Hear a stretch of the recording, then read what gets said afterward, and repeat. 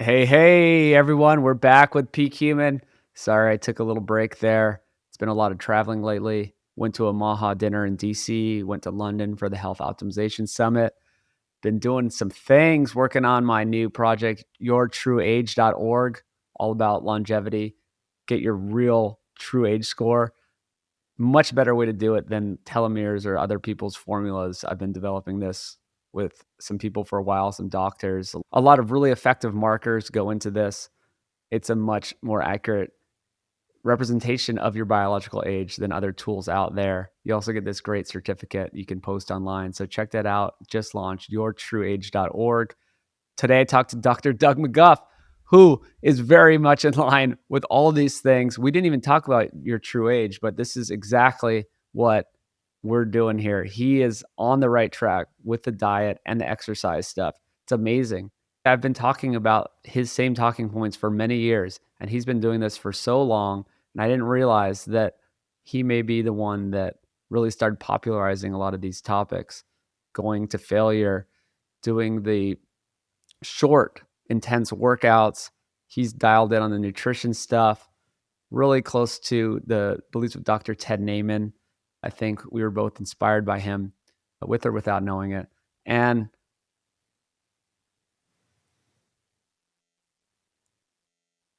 yeah, really great episode. Listen to the very end. The very end, we have some of the most practical stuff. Talk about Hard 30. You can try my workout plan. It's hard30.co.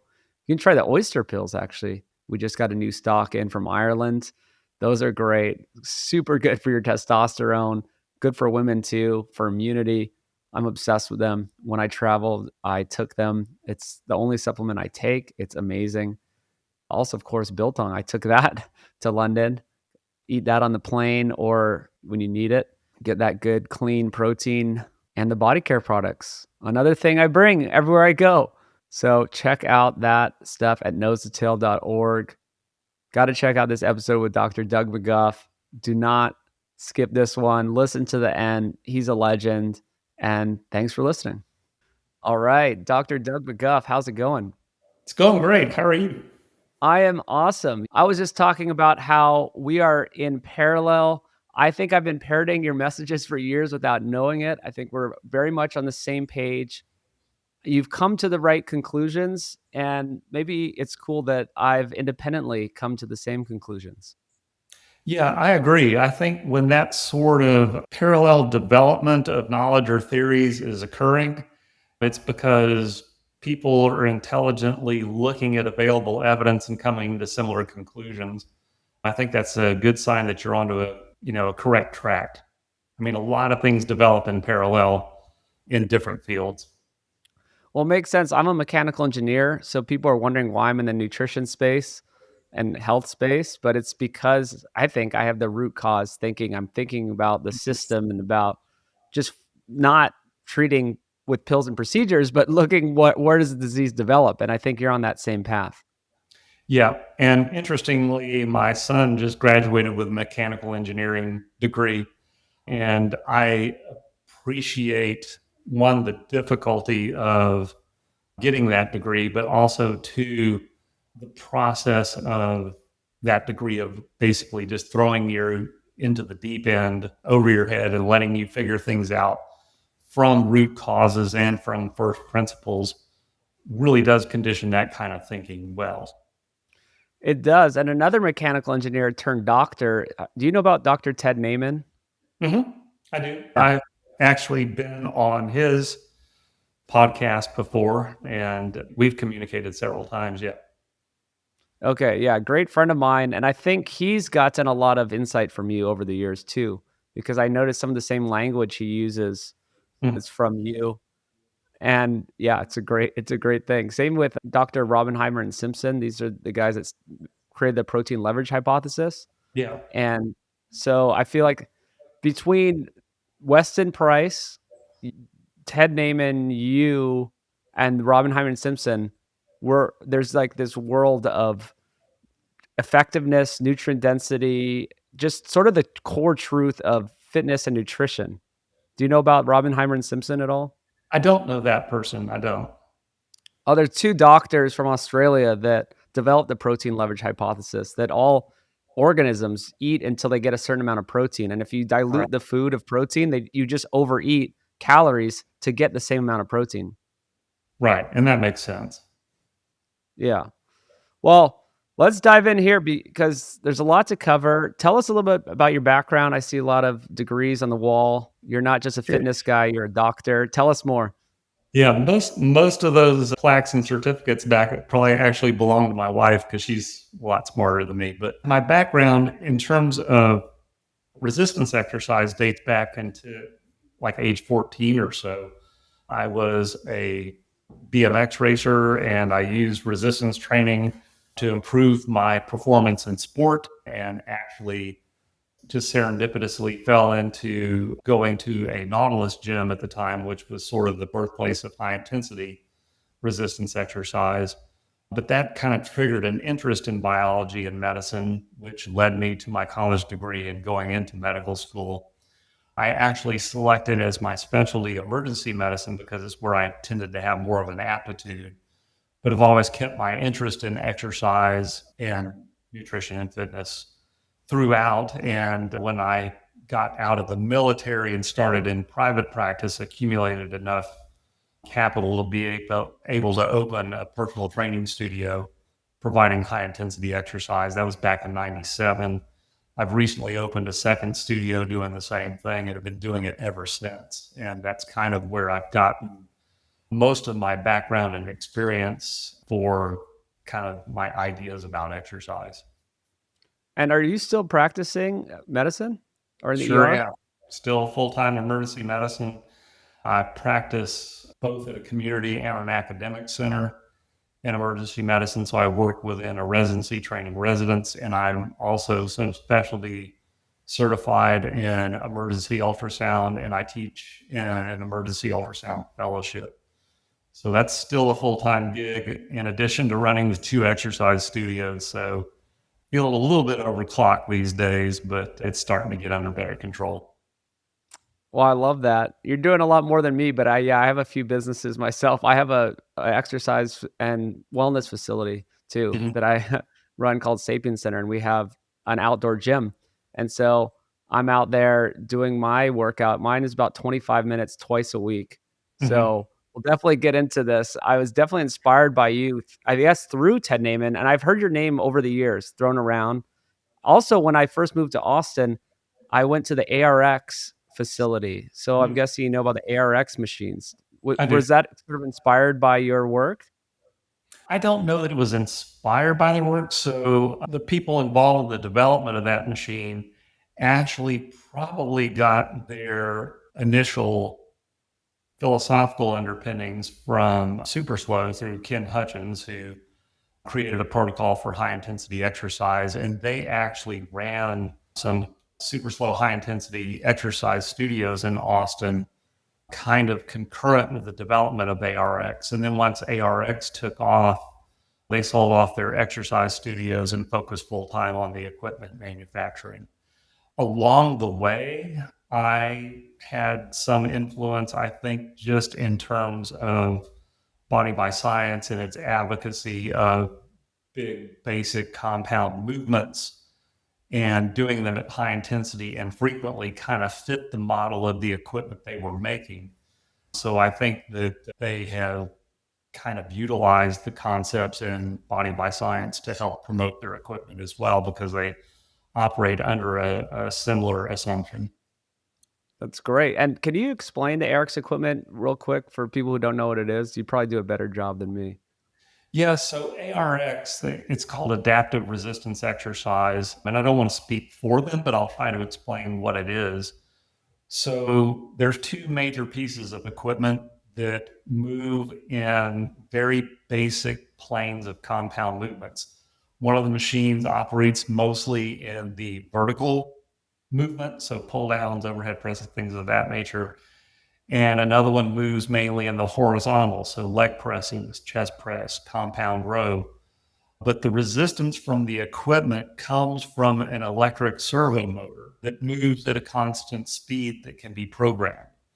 So you can program your lifting speed to be anything, but typically they will run it between, 5-second positive, 5-second negative, all the way out to 10-second positive, 10-second negative. You can do negative only. But in essence, there is a sensor within the movement arm of the machine that shows your force output. Mhm. Your force output is basically measured as a differential between a motor that's moving at a constant speed. So on the positive or the lifting phase, the resistance shown is going to be you trying to outrun the motor that's moving at a constant speed. On the lowering or negative phase, it's going to be you trying to resist the motor as it returns to the bottom position. And the gap between you either trying to outrun or resist the movement is going to be the differential that's graphed. So it actually graphs the force output through the range of motion of each successive repetition, and it can store that information so that you can compare your next workout against your last previous, or do historical comparisons to show how you're progressing, whether you're retrogressing. Sometimes if you have an area where there's injury, there'll be a sudden force fall off that can be detected by the equipment. So it's an efficient way of delivering as much resistance to the muscle at a particular point in the range of motion as can possibly be delivered. Great explanation. Yeah, I stumbled on it 4 years ago when I moved to Austin. It was very Austin where they had these Sunday meetups, and it became a little vibe at their headquarters where they would have sauna and cold plunge, and you could try out the machines, and basically the machine pushes back against you. Yeah, Mhm. and it's always pushing in the push and the pull of your exercise, and that force graph is super. I think it's effective in pushing you, right? And you said they have historical, so you can push yourself Yeah, to do better each week. it's tricky. It really does. ARX in particular, because it's such a powerful tool, it really does require high quality instruction, because the visibility of that force graph is both positive and negative. So what happens is when you're able to see a force graph, the potential danger in that is that you become extrinsically motivated to make the number go up. Mhm. And a lot of times you can make that number go up by form discrepancies that actually Mm. can unload the muscle. So you can make the needle go up as you reach extension by trying to lock out and brace your joints rather than letting the muscles be loaded. So it really takes intelligent instruction to make sure that the force you're generating is actually force that is being loaded onto the muscles, and not because you're bracing in some sort of way to try to make the needle move higher. That makes sense, And yeah. with that extrinsic motivation in front of your face, there's always this danger of you doing these things to try to make the needle go higher. It really requires not just the good equipment and the feedback, but an instructor that knows how to make certain that you're making the needle move for the right reasons and not the wrong reasons. Mhm. Yeah, that's yeah, 'cause a lot of people kinda try to cheat. Corollary is like people who do the dumbbells, and they're using their whole body trying to kinda Yeah. cheat it, like, "Oh, I'm using the 60s," and you're like, "You're not using the 60s, you're Yeah. using your back." So well done ARX you will see in studios that are supervised by a professional instructor. If you want to see how ARX can go wrong, watch where they are at like a fitness expo and people are just dropping by to try it and be Mm, impressed by it. And you'll see lots of screaming, yelling, bracing, throwing the head around and stuff like that, because you can deliver a lot of punishment to yourself with that piece of equipment. mhm, And if someone's getting on it for the first time and just trying to show out and make the needle move, when you see people that are trying these things out at fitness expos, you can see how the equipment can be misused and how not to do it, mm. as What, opposed to someone that's getting good muscular loading from the equipment. yeah, so where's your facility and what kind of machines do you use? I have two studios. One is in Seneca, South Carolina, which is in the upstate of South Carolina, right next to Clemson University. And then about an hour away in Greenville, South Carolina, we've just opened a second studio. And in the Seneca studio, we have gravity-based equipment. It's not ARX type equipment. It's gravity-based equipment, which is MEDEX and super slow systems, as well as old 1970s Nautilus equipment that's been retrofitted. So made low friction Kevlar belts and redone cams so that the resistance profile matches the muscle that you're training very well. Now, at our Greenville studio, it is pretty much entirely MEDEX equipment that we use there. A lot of the super slow stuff that I have in my original studio is no longer available, so we use MEDEX at our Greenville studio. And again, that's gravity-based equipment that we use. And all of it's done one-on-one with continuous professional supervision. Mm. So it's kind of, yeah, you're not going for the highest weight per se. You're going for the most time under tension. And well, I guess tell us more about, well, your book, Body by Science, and just the philosophy. Yeah. So the idea behind the resistance is it's very important to overcome your instincts as to what you think is going on when you're lifting weights, whether that's an ARX machine or whether it's gravity-based resistance. You are using the weight or resistance to do something to your muscles. Most people think of when they're resistance training that they think of doing something to the weight with their muscles. What we really want is to do something to your muscles with the weight. So you want to select a resistance that's meaningful, that's going to create a significant amount of tension across the cross-sectional area of the muscles that you're training. So it doesn't have to be super heavy. It shouldn't be ridiculously light. Anywhere between that range, as long as you're providing a load to the muscle that causes that muscle to recruit muscle fibers in an orderly and sequential fashion. And that is sort of a law of physiology. Your muscles operate in a particular order. So you have subsegments of the muscle called motor units, and you go from your weaker, more enduring motor units to your intermediate to your strongest and least enduring motor units. You recruit them in that order.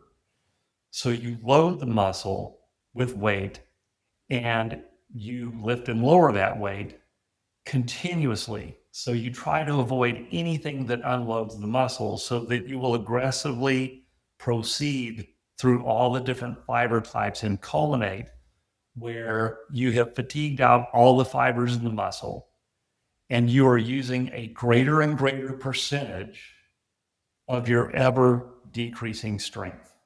So at the end of the set, you've gotten to the point where you can no longer make the weight move. At that point, you've recruited all the muscle fibers that you can possibly recruit, and you've fatigued them. And that is a stimulus that your body responds to by saying, I've encountered a threat that's made me so much weaker. I'm going to respond by synthesizing more muscle and the metabolism that supports it so that at the next encounter, I will have reserve left over. And then you just do that in a repetitive fashion over and over again over time to build strength over time.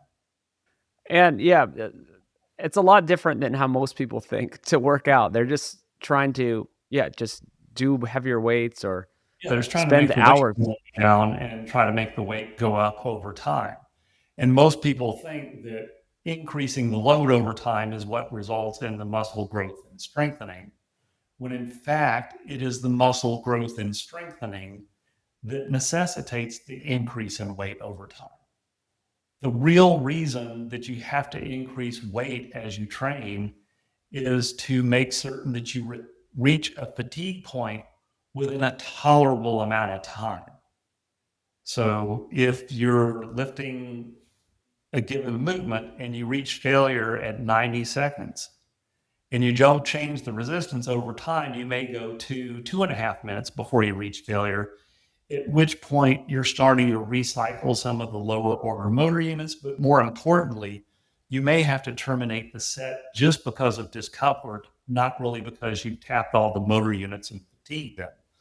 So the reason we're escalating the weight over time is to keep the muscular loading and fatigue within a reasonable time frame. But make no mistake, it's the muscle becoming stronger that necessitates the heavier weight. It's not the heavier weight and the progression of the weight that's causing the muscle growth. Absolutely. And I mean, so the real essence of weight training is the goal is to recruit all of the muscle fibers to a certain point to failure, to a certain you're working them a certain amount so that they can regrow stronger. Yeah. So truthfully, you can recruit motor units. You can recruit all your motor units by doing a really heavy 1 or 2 rep set as, 1 rep max. But what happens is rather than recruiting the motor units sequentially, you recruit them in tandem, all on top of one another. And as soon as your highest motor units fatigue out, you're done. And the lower order motor units don't get completely fatigued. So that's sort of suboptimal and exposes you to high forces and risk of injury. So better to have a more moderate weight and then sequentially fatigue through those motor units. Now, you will reach maximum motor unit recruitment before muscular failure. Going to failure ensures that you have recruited all the motor units and fatigued them effectively. But the truth of the matter is, let's say you're using a 5-5 cadence, 5 seconds up, 5 seconds down for your weight training. There'll come a repetition near the end of the set that instead of being able to complete in 5 seconds, it takes you 8 or 10 seconds to complete that rep. It really, really grinds.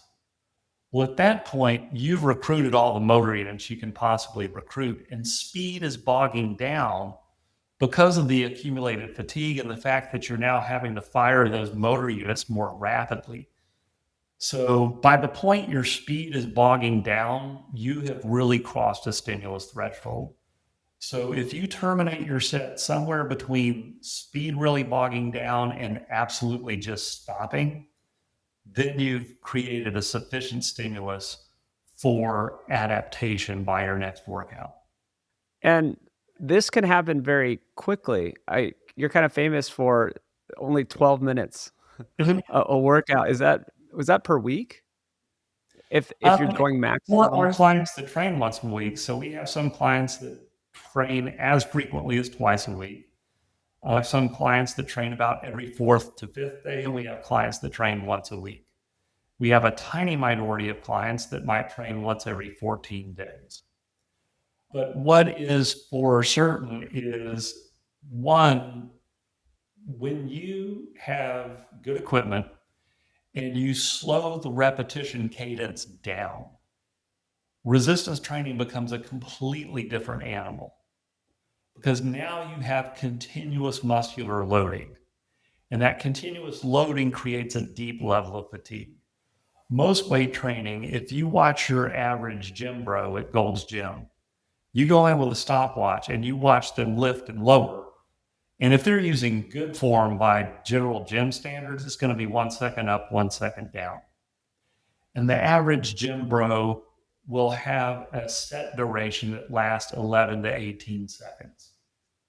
And they may do 5 sets, which means that they're going to have around 55 to 60 seconds of a total accumulated muscular loading. Whereas when you slow it down, the muscle's under continuous load, and you go to complete fatigue, that may take you 90 seconds. But it's only one set, and people think only in absolute terms of repetitions and sets and think, oh, you're only doing one set and the workout's only lasting 15 minutes. How could that possibly be? But when you go watch your average bodybuilder in a gym training, their set durations around 11 sets. They may do 5 sets. They may spend an hour and a half in the gym. But when you tally up all the muscular loading, there's more muscular loading in terms of absolute time in my 15 minutes than there is in the gym bros hour and a half. And it's much more aggressive and it's much more efficient. So 12 to 15 minutes sounds insane, but when you actually experience continuous muscular loading, no grunting, no heaving, no little lockouts during the easy phase, no sandbagging during the easy part of the movement and hurrying through the hard part, all of that gets eliminated. When you experience continuous muscular loading and go through a workout, you realize 15 minutes is all you can stand. And then, having delivered a good enough stimulus, your body has to synthesize the response. The workout produces no results. It only creates a stimulus. Having received the stimulus, your body then synthesizes an adaptation. And if the stimulus was intense enough, the adaptation is going to take time. Because if you're going to build muscle tissue, you got to make a pound of ground round de novo. That takes time. And if you bring a workout back before you completed the adaptation, you'll interfere with that adaptation. So that's why it may take between 4 and 7 days before it's time to reintroduce another workout, because you actually have to allow the body enough time to synthesize its adaptation. The recovery period is the most important. Yeah, and a lot of people miss that. Is that that's when the muscle synthesis happens and you need to properly recover. And I get a lot of hate online. I mean, I'm sure over the years, well, I know over the years, people hate on you and they, this is not right. This is not the best way to do it. And so, yeah, I posted about my workout and so many people just say, th- like, this is wrong. You're an idiot. You're on steroids or you're on TRT because there's no way you can get those results in that short of a time. Right. Yeah. The whole, when we're trying to talk about workouts and what's the best way to do it, it's almost like you're speaking about religion or politics. I mean, it's really polarized, like most things in society are now. But also, the the field, especially on the internet and social media, is so polluted with performance enhancing drugs, which build muscle by a completely different mechanism than stimulus response. It's a completely different mechanism that adds muscle. But a lot of people that tend to show good results are clearly using performance enhancing drugs. So when you have someone that does something efficiently that actually produces good visible results, the immediate assumption is this only works because the person's using PED, rather than even contemplating the possibility that they may be following the physics and the biology in a way that follows the laws of nature and actually delivering results in an efficient manner. People just can't conceive of that. But if you actually do know what in the hell you're doing, you can produce very significant results that most people would assume are due to PEDs. And if you look back before the existence of PEDs to the physiques that were produced, they can be very impressive. And they were done with weight training routines that were extraordinarily simple, brief, and infrequent compared to today's training. I It's so funny because we can go into nutrition later in the discussion, but it's tribal, it's like religion. And yes, there's a lot of different ways to do things. There's a lot of different ways to do a diet, of course. And there's a lot of different ways to work out. That doesn't mean that yours is as effective though. It's like Right. what are you optimizing for? I want to optimize for efficiency and time. I don't like to be in the gym 90 minutes 4 times a week or whatever these people are doing. Right? So you can I think do you say you can always trade time? What is it? You can trade intensity for time? Yeah. And as a matter of fact, if you're doing something where you're trading time for intensity, you're going to end up doing a volume of work that interferes with the recovery process to an extent that you're going to produce little to no results. But you're going to accumulate a workload that's going to result in wear and tear that down the line is going to result in injuries or deficits that you're never going to make the connection to. Most people don't understand that when they're in their 60s and 70s and they got to have a knee replacement or a hip replacement, It's not for things that they did in their 50s and 60s. It's from things that they did in their teens and 20s. And doing something that is inefficient that may still get you to the results, that's okay. That's a personal choice. But like all personal choices, they can have consequences. And the downstream consequences are that you may just create a degree of overuse where at a time that, if you're a young person, you don't really think about this. But, you can be doing sloppy bench presses in your teens and 20s, but never make the connection that that's why in your 50s, your rotator cuff is so jacked that you can't wipe your own ass. But these downstream consequences are there for doing things in the inefficient manner. You can still produce the results because the body is ultimately an adaptive organism. It will adapt, you'll show improvements, but there may be downstream consequences for not doing things in the most intelligent and efficient way.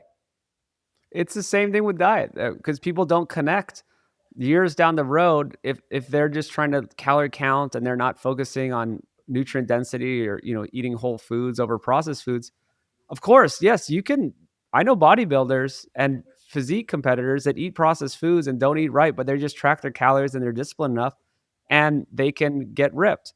But then down the line, I also know some of these guys, they have like type 2 diabetes. Yeah. Specifically, there's a guy that's shredded, Bill Maida, who talks about it publicly online. He has a few million followers. He's shredded and he's got terrible metabolic health. And he's told me on private, well, phone conversations that he said, I could talk about publicly that he's addicted to sugar. He eats processed foods. He's doing all these things. So people don't understand that down the line, you can get these bad effects. Yeah. And the thing that it's very, very hard to exercise your way out of a bad diet, but it can be done.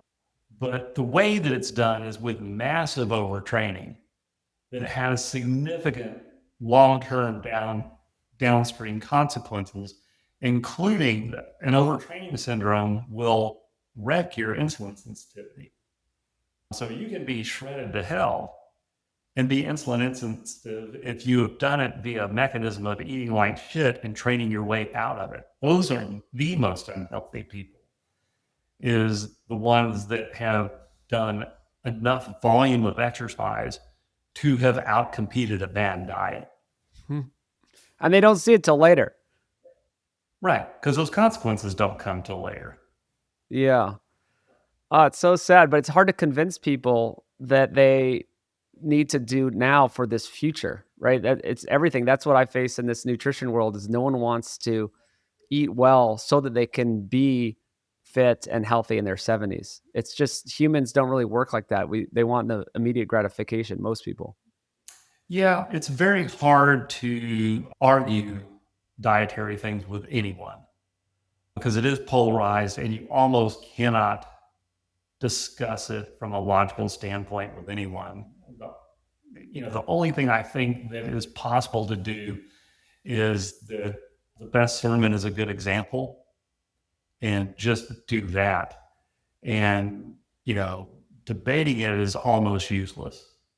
And the only thing that you can come to is like, hey, I'll be happy to push your wheelchair.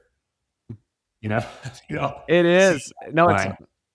It's hard because I try to zoom out over the years and be less and less biased. I started 10 years ago, and of course, like everyone else, you do the first diet and it works for you, and then you're a religious zealot about that way of eating. And so over the years, thankfully, I've listened. I like to listen to the opposite side. I'm like, oh, okay, well, how do these other people do it, and why does it work if they're doing something very opposite? So along the way, I've sort of discovered a higher level view where I'm not in a diet camp anymore and I just Yeah. understand things, right? It really is about nutrient density. And there's certain things like maybe you could talk more about, there's just protein and there's, you not bioavailable and complete protein. You want whole foods. There's different signaling in your body when you eat different foods. Yeah. So, there is the basic thermodynamics, which is a fact, but And the other thing is, a lot of people will latch onto a diet that will help them in terms of their fat loss or body composition. And then, like someone that stands on the beach when the tide is coming in, and they measure the tide and then they wait 15 minutes and measure it again. And then they extrapolate into the future and say, oh my God, the entire city's got to be underwater in 4 hours, not realizing that the situation changes over time. So, what initially brought you your weight loss, once you've achieved that weight loss, you're now a different person with a different metabolism.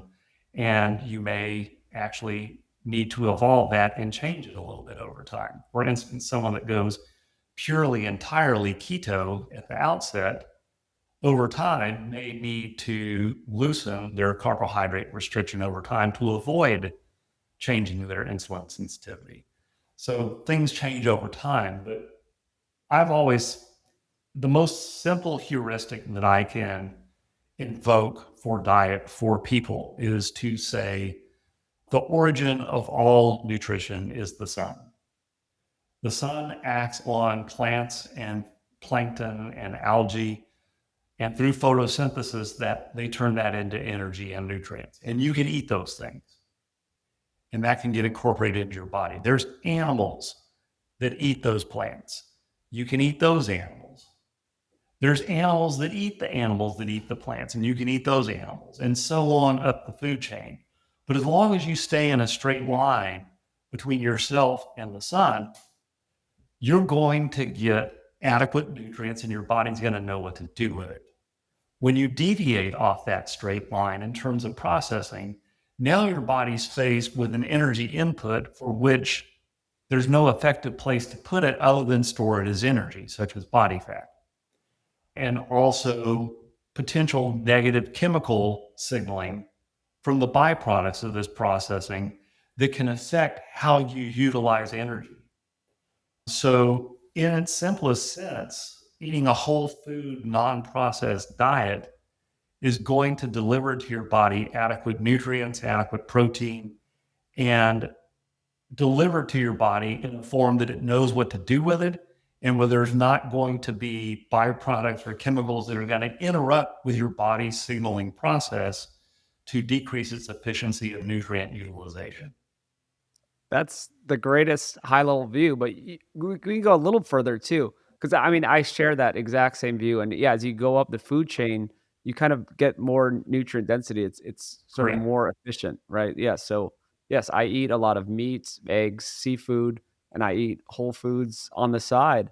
And Right. that's why I mean, there is one diet and there's not one diet. I mean, that is the best diet. That's what humans have always eaten and what we require, but that's also there's a lot of variation in that, right? Yeah, you could be in the Mediterranean and eat your version of it. You could be near the equator, you could be in the north, and you could do these same things as long as you're avoiding the processed foods and avoiding all these additives and different things going on.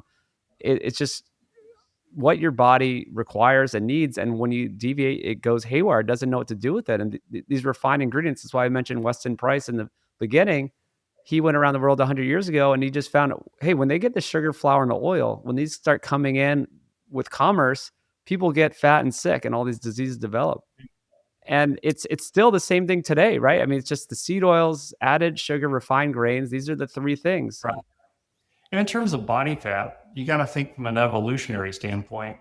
If you or I just got dumped out in the woods and said, okay, go hunt and gather and stay alive, what you would find is that in terms of caloric content and nutrient density, that plant-based material and carbohydrate would make up a minority of what we'd be able to hunt and gather. So it only seems logical that the macronutrient that is least available in nature would be the macronutrient that, when in abundance, would be a signal to store fat. So when you have an abundance of that which is least abundant in the evolutionary environment, that's going to be a signal to store fat should not be a mystery to anyone. But it is, because just everything's been so distorted.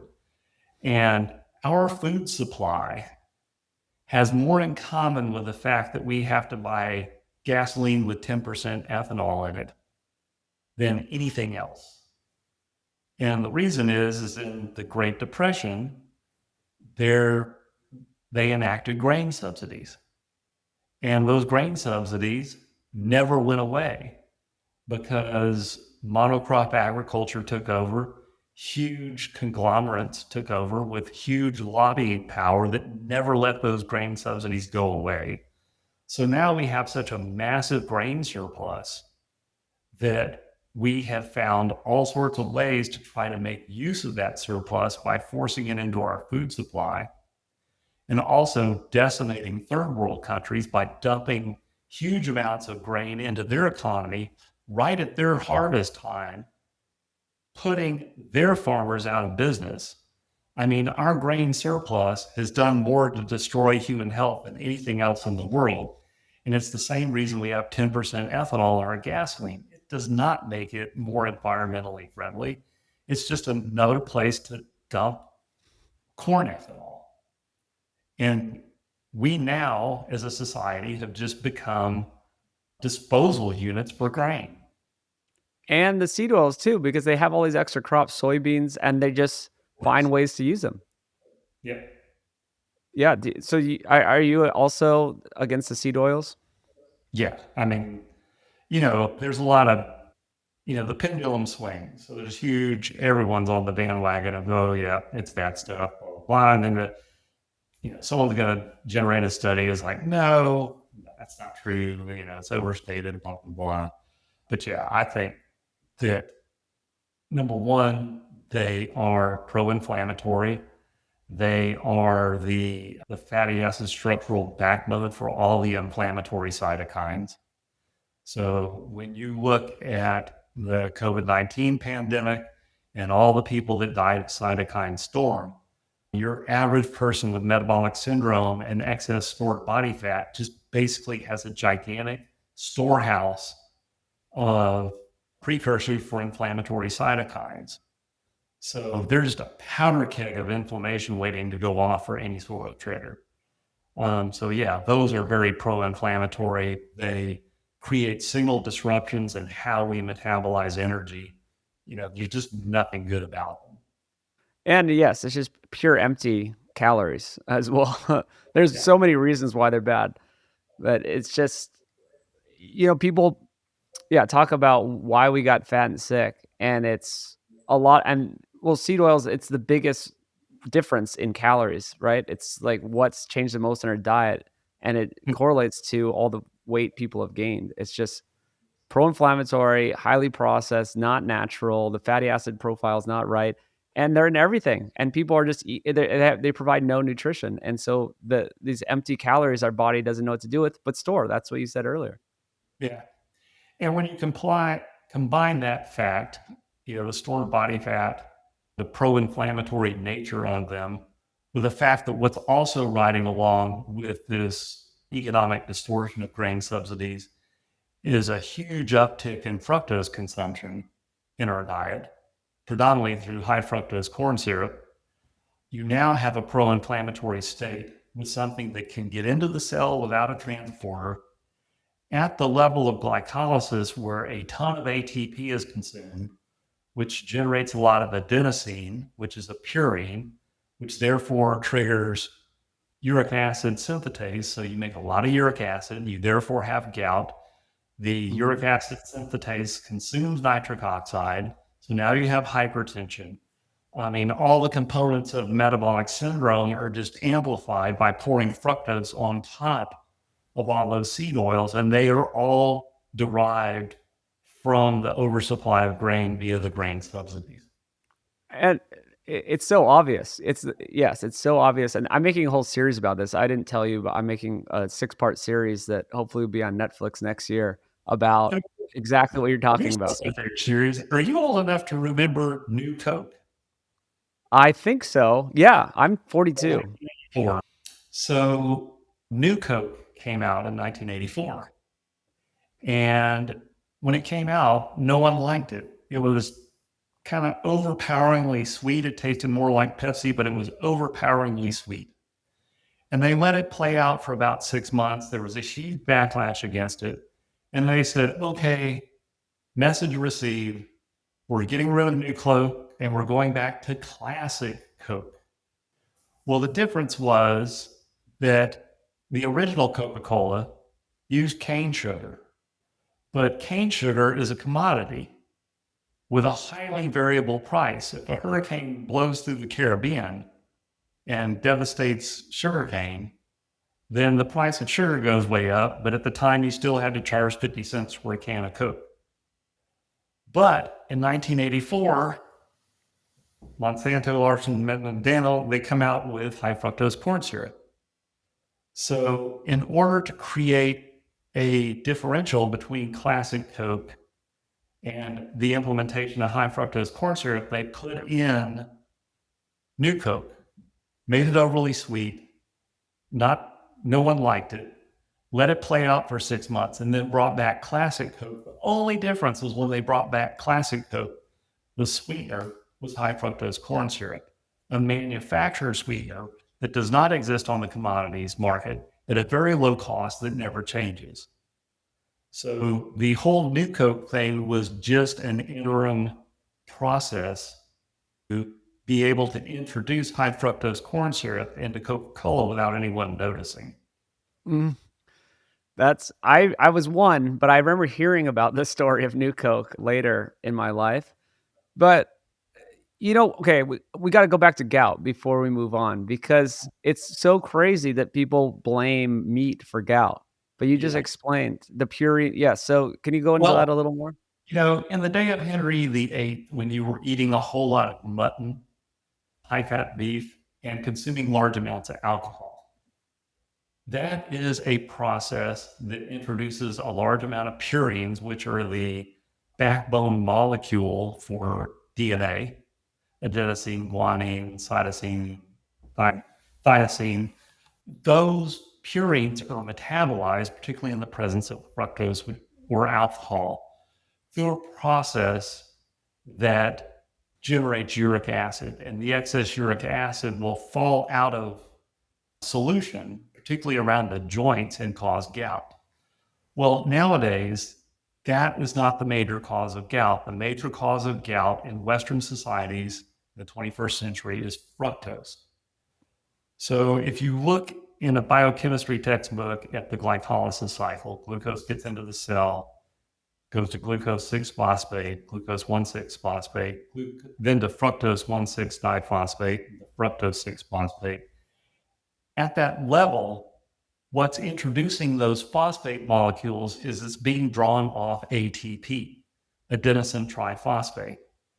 So when fructose comes into the cell, in modern times, fructose does not require transport, diffuses straight into the cell, so you get high concentration of fructose that enters glycolysis at this third step.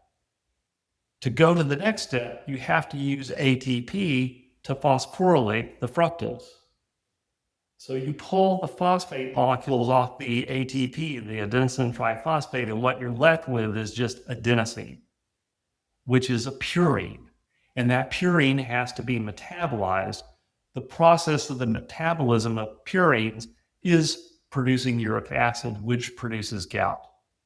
The production of uric acid also consumes and inhibits nitric oxide synthetase.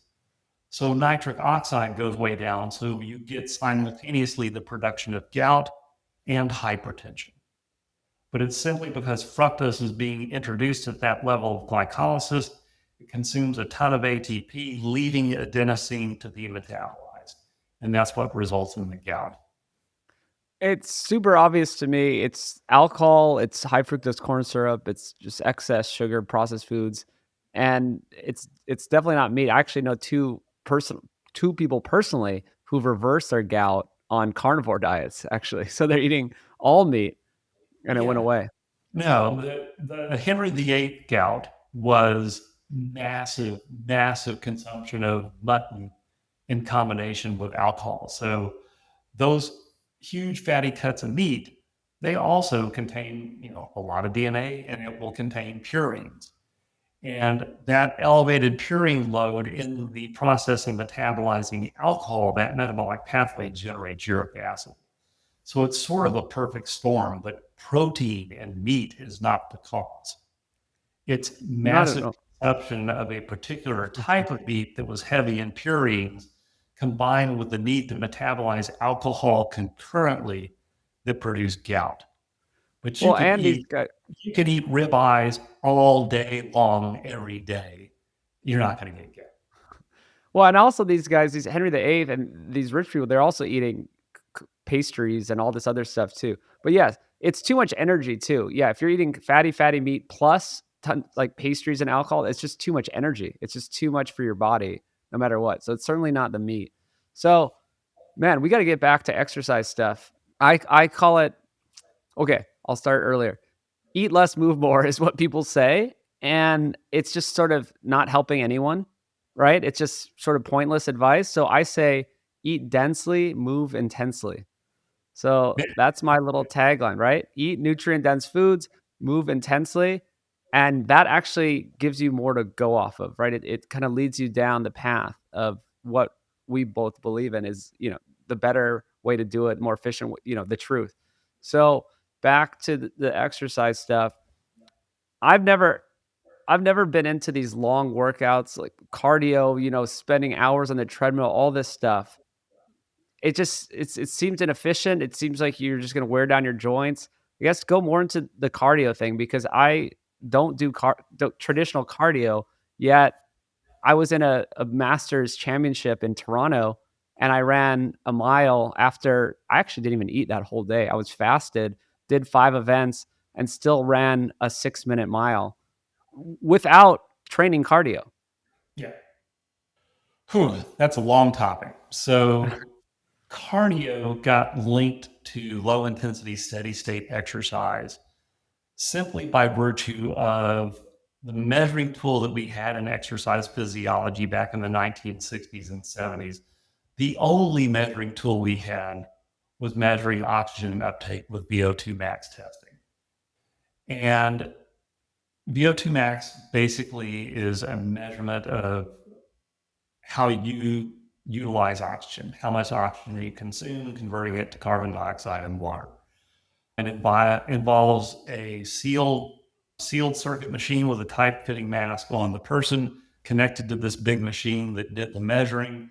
So as a result, the only exercise that could be done to measure VO2 max was something sitting next to the machine, like a treadmill or a cycle ergometer or something that you could do steady state exercise with. And then they started to see naturally health benefits associated with any sort of physical activity, and then drew the link between VO2 max, steady state exercise, and health. And that kind of created the whole paradigm of steady state, low intensity exercise being good for your cardiovascular system. But the interesting thing is that that kind of activity or any sort of exercise does very little that directly affects the heart and circulatory system. Rather, the heart and circulatory system are making autonomic adjustments to changes that have occurred in the peripheral musculature in terms of conditioning. So interestingly, there's some interesting studies when they looked at VO2 max. What they would do is they would put people on an ergometer that trained only the right side of their body, only the right arm and right leg. They leave the left half of their body alone. And VO2 max would, let's just arbitrarily say, improve by 20% when they tested it. But when they tested it, both arms and both legs, so you train, you test just right arm, right leg, the VO2 max went up by 20%. When they did the test using both arms and both legs, VO2 max went up only by 10%. When they tested the untrained arm and leg, VO2 max did not go up at all. So the adaptations were not happening in the heart and the vasculature. The adaptations occur in the skeletal muscle, and it's expressed through the cardiovascular system via VO2 max. But the adaptations are not happening in the heart and blood vessels. And what's more is those sort of metabolic improvements do not have to be acquired through low intensity zone 2 Peter Attia type training. Those sort of improvements can be obtained much more efficiently and effectively by doing higher intensity protocols. That high intensity interval training produces equivalent or better improvements in VO2 max in a fraction of the time. But what has to be understood is that improvements in the cardiovascular system are a result of adaptations that are occurring in the periphery out in the skeletal muscle. It's a great point. I mean, unless you want to, some people just say, "Well, I give them all this information," and they just like, "Well, it helps me clear my mind." I'm like, "Okay, go do it." Right. And yes, that's fine. And yes, it will produce physiologic adaptations very specific to that. Also, improvements in VO2 max are done at lower levels of intensity, are pretty specific. So if you take someone that's a really good road cyclist and then you put them out on a 10K, their performance is not going to be nearly as good as it is with cycling because the adaptations are very specific. Because the motor adaptations for a given activity are very specific to that activity. So it won't necessarily translate across the board. But if you want to do those things, there are physiologic benefits and physiological adaptations. But also, like we spoke about with our gym bro doing his more marathon sessions, you also have to recognize there may be downstream consequences for that kind of activity in terms of overuse, in terms of wear and tear on joints or chronic repetitive motion type injuries that can occur. I mean, even if you're a cyclist, you could end up with, perineal nerve damage and, basically a numb perineum that sticks around for weeks or months.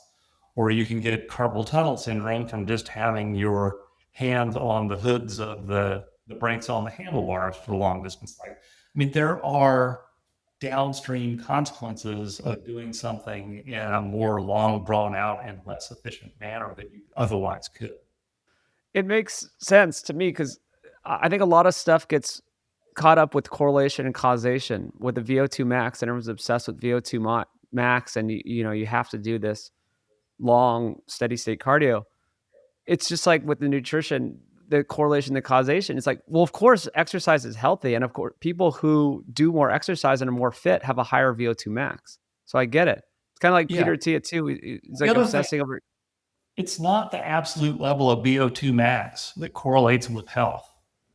VO2 max does not necessarily correlate with health. And if someone wants to Google up the Toronto firefighter study, it's very interesting because they looked at a very large number of firefighters into Toronto and measured all their VO2 maxes, which were all over the board. And what they found was there were some people that were very Lance Armstrongish and have naturally high VO2 maxes, and people with more modest VO2 maxes. But when you looked at their health outcomes and their health parameters, that did not correlate. The person with a higher VO2 max that did not train was not as healthy as someone with a modest VO2 max that did train.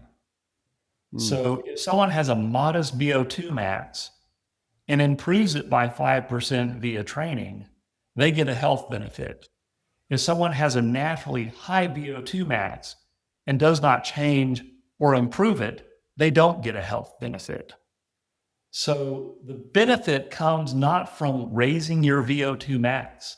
The benefit comes from doing the type of activity that produces an adaptation that increases your VO2 max. It's not the VO2 max that correlates with health. It's the attempt to improve your VO2 max that correlates with health. It's the Well, it's the exercise. same. It's not the VO2 max. Yeah, well, it's the same thing I was gonna say about Peter Attia. Super smart guy, respects that guy a lot. But he's going on and on about, the zone 2 and the VO2, and then also this grip strength and for longevity. It's like the grip strength just means that you're strong. Like, of course, it doesn't mean you Right. just do a bunch of grip strength exercises and live forever. Hey, you're going to put someone in bed rest and give them a super gripper, and they're going to be healthy because their grip strength is strong. It's like, it's just a downstream marker of the fact that you're doing shit that is appropriate exercise and you're invoking a physical adaptation. That's where the health benefit comes from. Likewise, VO2 max, he's very infatuated with it because he's a cycling fan. And cyclists do a lot of zone 2 training, but it's not necessarily because it's the best way to make your VO2 max better. It's because they are professional endurance cyclists. They need to spend a lot of time in the saddle to invoke the specific adaptations to riding at low intensity for long periods of time. It doesn't mean it's the best way to improve your VO2 max. It's just a way of improving your VO2 max in a sport that you are infatuated with. Yes, exactly. So I have two more things if we can fit these in real quick. We got to cover myokines because I know you talk about that a lot. So let's hit them with some myokine talk. Yeah. So, back in 60s, 70s, 80s, in the 70s and 80s when I was training, it was always evident to anyone that looked that there was something going on more than just getting bigger and stronger. In the 80s, if you looked at, the cardio fanatics, the people that were on the treadmill and attending the aerobics classes, but staying away from the weights because they didn't want to get big and bulky versus the people that were just training with weights. The people that looked good, the people that looked healthy and actually were healthy, were the people training with the weights. And what became known over time, largely through a single researcher named Bende K. Patterson, who actually discovered myokines, was we're coming to understand that the largest endocrine organ in the body is skeletal muscle. That when skeletal muscle is active, it releases a myriad of chemical messengers with positive effects. So basically, cytokines are chemical messengers that act on different tissues of the body to produce different effects. Most of the cytokines that we know about are inflammatory cytokines that respond to immunologic events. But cytokines released from skeletal muscle are similar in that they are cytokines, but their effect is largely anti-inflammatory. And they also signal to other tissues as to how to behave to this stimulus. And it makes sense because as animals, movement is our most important biologic function. Without movement, we can't keep from becoming food. So it's very important tissue and it signals to all the other organs in our body. So when you're doing hard work with muscle, that muscle releases these chemical messengers and they work in three different ways. One is called autocrine, and that means the skeletal muscle releases chemicals locally that the muscle itself responds to. So when you're doing hard mechanical work with muscle, it will release interleukin 15, which inhibits myostatin, which allows for muscle growth. That is an autocrine. It's happening within the tissue itself. And then there's what's called a paracrine effect. That means that the exercising muscle is releasing a cytokine that acts on a neighboring tissue, something close by. And that's how training skeletal muscle improves bone mineral density through the chemical messaging of myokines. It used to be in everyone's head that to reverse osteoporosis, you had to put a heavy load on the bone. It was the loads that mattered. But now what we're finding is if you have a lightweight, a moderate weight, or a heavy weight, you get equal improvements in bone mineral density if you go very close to or up to muscular failure. So it's the degree of muscle engagement that produces the chemical messenger, which is interleukin 6 and interleukin 15, that actually signals bone, hey, nearby muscle is active. That muscle attaches to this bone, so we need more strength in that bone and more bone mineral density. It's a chemical message, not a load-bearing message that actually improves bone mineral density. So that is paracrine. And then there is endocrine, which is cytokines released from muscle that go out to distant tissues and signal to them. So it signals to adipose tissue to become brown adipose tissue, to uncouple their oxidative phosphorylation just to produce heat instead of stored energy. It signals to enzymes for lipolysis to mobilize fat more aggressively. It signals to inhibit insulin. It signals to enhance glucose transport across the cell. So myokines acting on distant tissues to improve health also. So skeletal muscle, when it's doing meaningful work, is sending all of these positive signals out to all the different tissues of the body.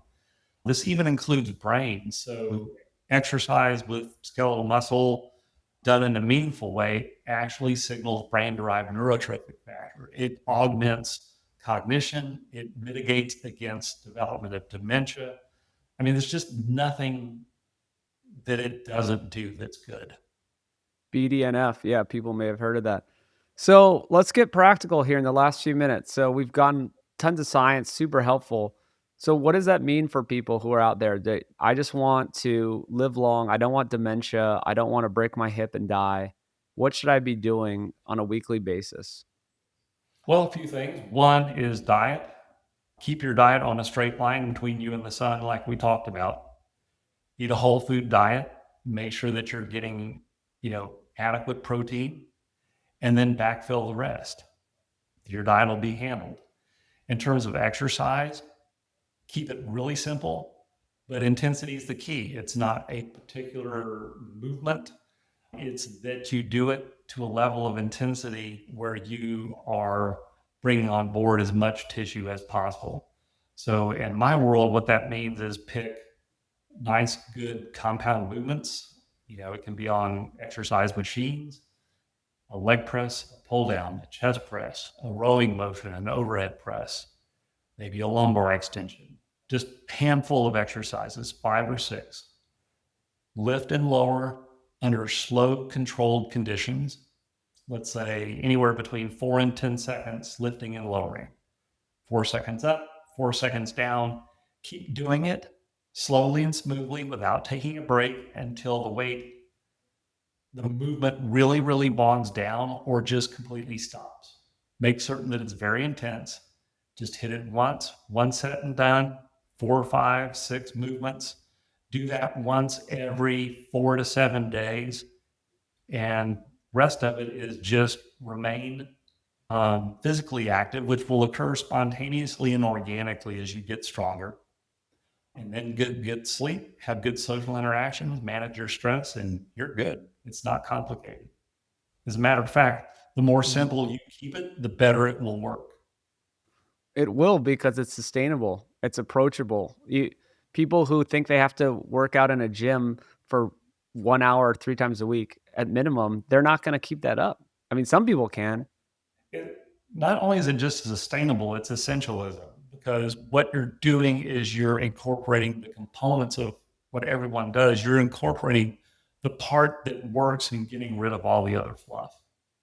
And when you do that, it just frees up a lot of your life and a lot of your mind. When you're obsessing with fiddling with the fluff around the edges, the angst of doing all that undermines your results. It does, and for me, it's like my workout's only 25 minutes twice a week. I know I can fit it in no matter what. I can fit Right. it in, so that allows me to keep doing it each week. So maybe you could help Oh, me adjust my workout because I don't do the super slow and controlled thing. I do compound movements, drop sets to failure.